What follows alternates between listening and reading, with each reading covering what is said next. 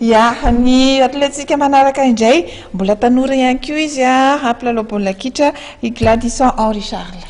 Efa nitaterina tamintsika teto ihany momba n'ity mpilalao ity izay azo any La Réunion ihany koa moa ny tovolahy izay ila ravinahitra ao amin'ny club ny Tampon amin'ny ity taom-pilalaovana ity. Ampahafantarina anao ary anatin'ity fanatediana ity makasika izany mpilalao baolina kitra malagasy izay lasan'ny vahiny izany ndraiky io zao. Antony safidianan'ny mpanao gazetiny mahery izany Henri Charles Gladison nampisongadina azy teo amin'ny fampidiram-bolina nandritra ny taom-pilalaovana 2024 teo amin'ny taranja baolina kitra.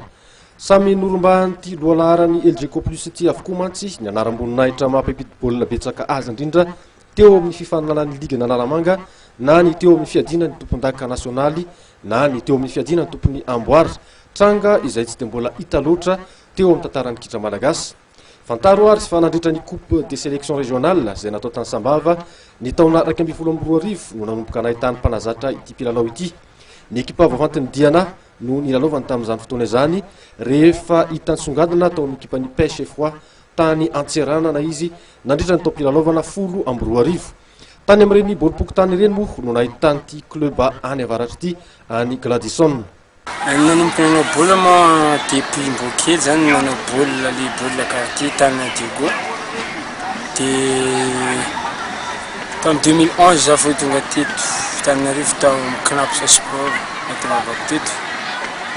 Dia za fa nanoentin'ny Knaps nanao baolina tany La Réunion nanao CCCO igny. Dia nifinja tato amin'ny Real Manakara teo. Dia zao misy Michel teo igny nanao Jeux africains teo farany teo. Inona ny tena hoe hitany Gladison tombony ho anao amin'ny hoe mpilalao hafa? Amin'ny mpilalao gasy zany? Mpilalao gasy. Ny tombony hitako io voalohany indrindra amin'ny hoe amin'ny vatana zany, manatombo kely amin'ny vatana. Inona ny tena hoe fahatsiarovana tsara indrindra ho an'ny Gladison? Fahatsiarovana tsara indrindra zao le tamin'ny farany teo tamin'ny match natao farany teo contre Seychelles United. Nanahoana ny iainana an'iny efa nieritreretina avy eo hoe ampiditra baolina tsy maintsy ampiditra baolina?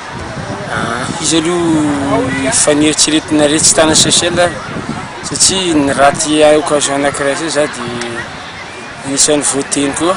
Dia za manokana koa zany tsy maintsy hoe mirécupérer an'le faute nataoko tany dia tsy vonona zany efa voaeritseritra tsara mihitsy iny hoe io tsy voaisa na raiky na roa fa tsy maintsy hoe nanao tous les moyens zany mony baolina zay ny tanjony. Inona kosa ny fahatsiarovana ratsy indrindra? Ny ratsy indrindra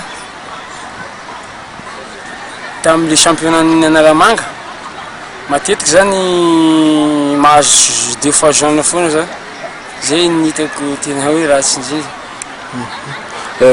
Inona zany no tanjona manaraka ho an'ny Gladison amin'izao? Tanjona manaraka zao andeha amin'ny hanao baolina ny La Réunion zao amin'ny saison 2014 ity.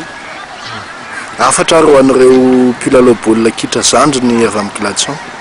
Ny afatra moa zany dia mahiresa manao baolina fa tsara zany manao baolina dia rehefa manao dia manao tokoa.